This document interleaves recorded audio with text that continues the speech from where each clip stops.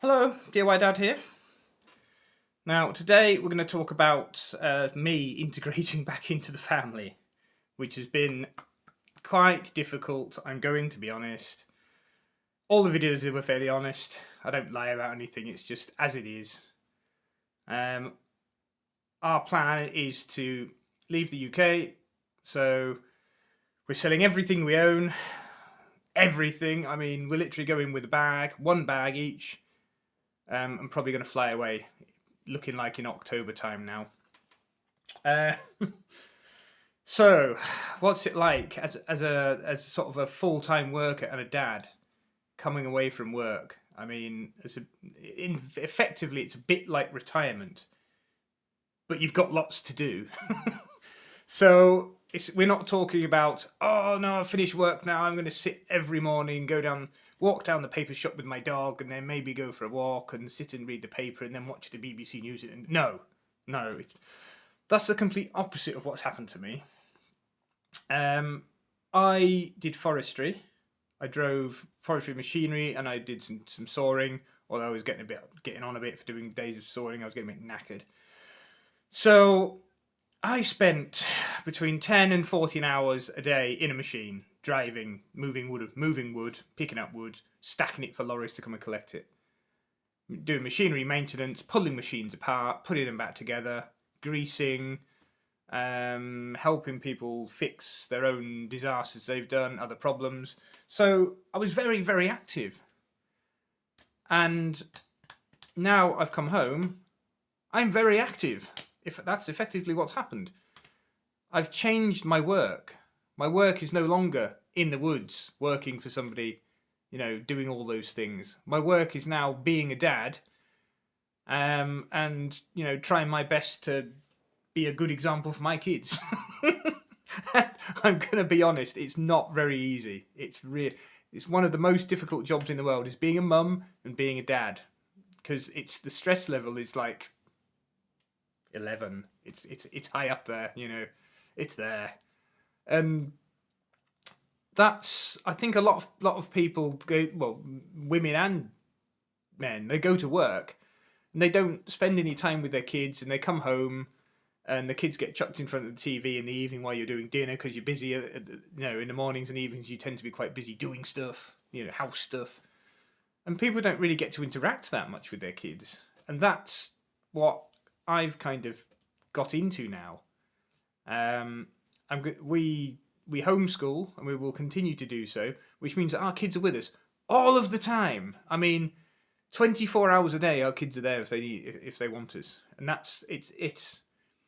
it really is another level of kind of pressure, I suppose. And then from going to working a 14-hour day and living in a caravan away from everybody, that was very stress-free. Because I was on my own, I could do what I wanted. I could do my own hours. I could get up when I wanted. It was just, life was actually very easy. So now I've come home. I've got the kids wake me up really early every morning. Well, I used to get up early anyway, but they come and wake me up and turn the light on and jump on you and things like that. And that's a different way of waking up. You're just like, already? Is it that time already? And I don't know. It's difficult. It's a very different life to what I'm used to. And I think it's a very different life if anybody came home. If anybody came home and just stopped working and came home, the life would be massively different. So we're splitting the days up, me and my wife now. I'm having days, Mondays and Tuesdays with the kids. Wednesday is a day where we both do something with the kids. So, we spend a day together as well. And then Thursday and Fridays are my days off, where I can either do my online business or do whatever I want. And then the weekends again are conjoined days for us. So we're splitting up the days we educate effectively, and those days are so full on because you've got two kids constantly. One of my eldest has got ADHD, like me, and slightly autistic, probably like me. It's my fault, yeah. So I've got a mini me. And my wife's got a mini me. And they're both very different. But they both have their own way of sort of sapping your energy in their own way. So everybody loves their kids. I love my kids. But by the end of the day, I'm exhausted. They never stop talking, not for a second. It doesn't matter where you are, who you're talking to, or what you're doing. They're talking all the time. The only time that they stop talking is if you stuff them in front of either a tablet or a TV, which we don't like doing. We try and really limit that because that their behaviour is quite poor when that happens. Afterwards, you get meltdowns, all kinds of awful behaviour and hitting, and so we think that screens are really quite a bad thing. So we try to limit it, but sometimes you have to let them have a little bit, just to give yourself a bit of a break. So how have I integrated back in? Well, not well so far. Not well at all. I'm just hugely overwhelmed by all of the chaos all of the time, and it's not chaos that I can particularly control. So I get quite stressed with it all, and this is what I've tried to work on. Is my stress levels around the kids when they don't do something? What do you do? How do you get them to do things? And it's not always easy. You go through the bribery and the occasional shouting, and sometimes you completely lose it. You just really yell at them, and they're like, "Ooh," and it's because you've got to a point where I'm so overwhelmed with their behaviour and what's going on that I can't cope anymore. And so what I'm trying to do is to get back in a position where I can, when that happens, what's that? It's a hawk of some kind. Fantastic.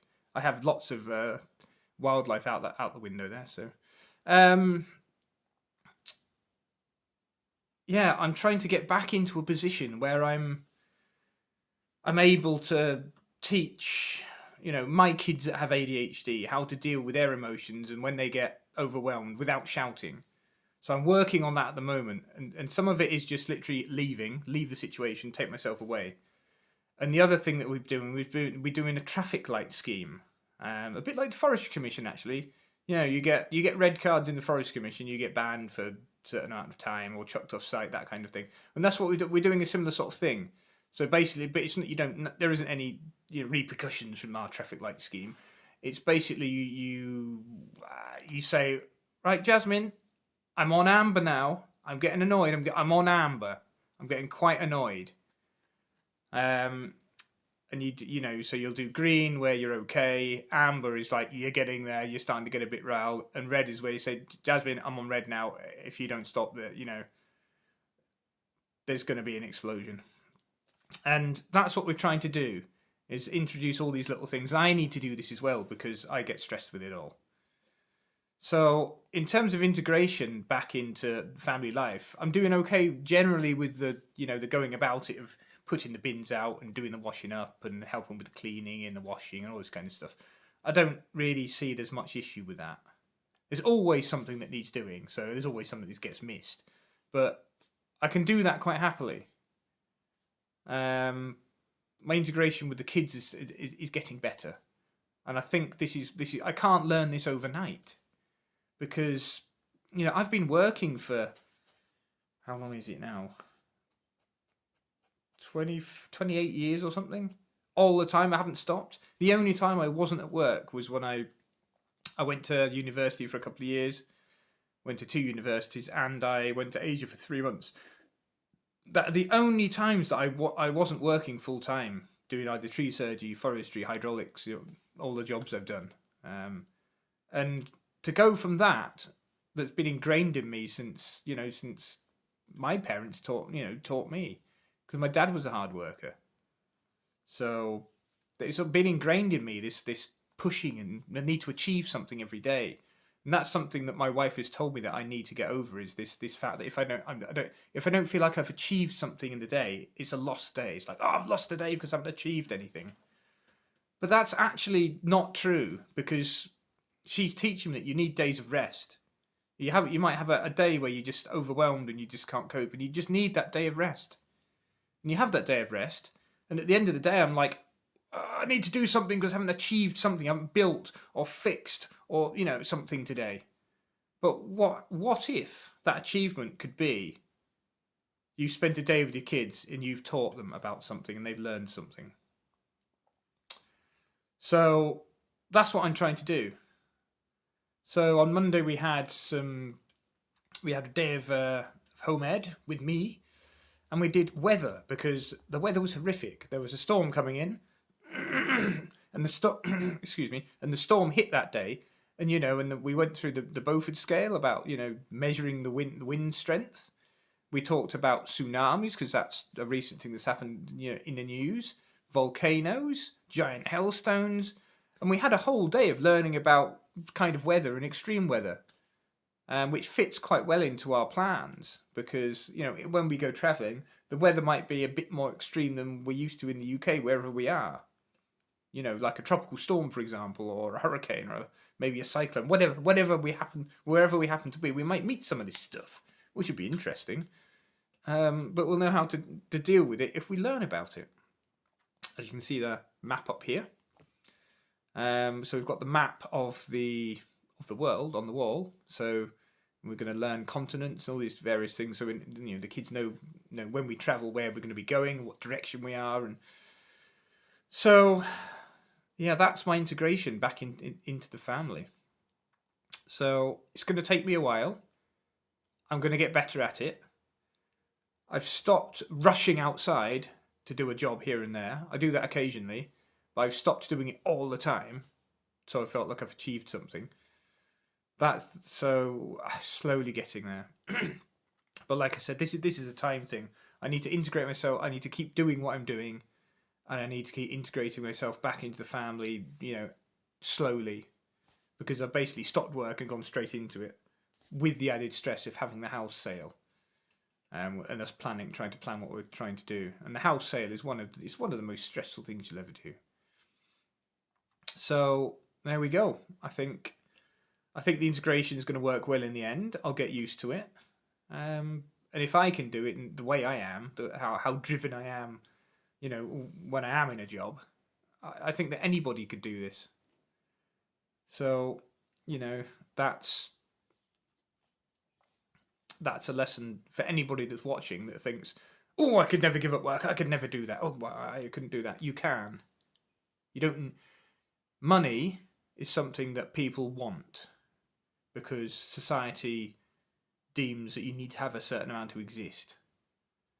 We're kind of turning that on. We're trying to work on our money issues really, and our worries about a lack of money and what happens if we lose it all and all this kind of stuff. We've been working on that because we can go and live in another country quite cheaply, and we're looking at other forms of making money rather than rushing out for somebody else and working. Now, that for us is another stressful thing that we're trying to sort out.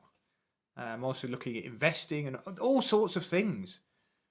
So I'm really busy. So my integration back into the family is mixed with house sales and looking at investments we don't know anything about, and homemaking the kids. So I'm actually busier now than when I was when I was working.